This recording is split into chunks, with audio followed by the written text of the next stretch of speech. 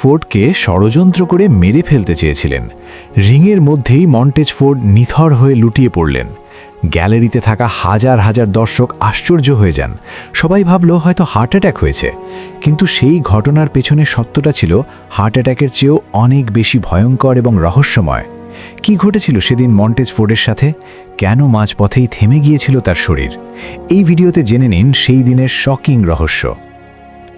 ঘটনাটি 2020 সালের, যখন WWE রতে স্ট্রিট প্রফিটস মুখোমুখি হয়েছিল আন্দ্রাদে এবং আঞ্জেল গার্জার।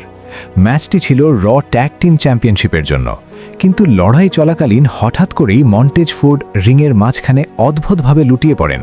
তার চোখগুলো উল্টে গিয়েছিল এবং শরীর দেখে মনে হচ্ছিল যেন হুট করে তার হৃদযন্ত্র কাজ করা বন্ধ করে দিয়েছে।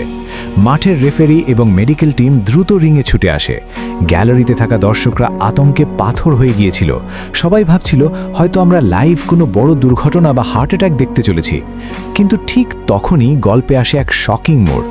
পরে ডাব্লিউডাব্লিউইর পক্ষ থেকে জানানো হয় এটি কোনো হার্ট অ্যাটাক ছিল না, মন্টেজ ফোর্ডকে আসলে বিষ প্রয়োগ করা হয়েছিল।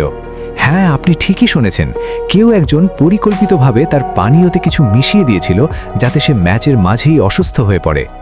তদন্তে সিসিটিভি ফুটেজ চেক করার পর বেরিয়ে আসে সেই আসল অপরাধীর মুখ।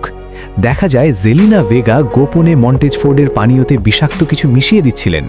একটি সাধারণ কুস্তি ম্যাচ কিভাবে খুনের ষড়যন্ত্রের রূপ নিতে যাচ্ছিল তা ভেবে আজও রেসলিং ভক্তরা শিউরে ওঠেন। জয় পাবার জন্য মানুষের নিষ্ঠুরতা কতটা নিচে নামতে পারে, এই ঘটনাটি তারই এক বড় প্রমাণ।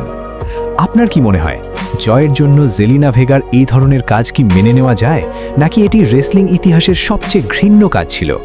মন্টেজ ফোর্ডের জায়গায় আপনি থাকলে সেই মুহূর্তে কি করতেন?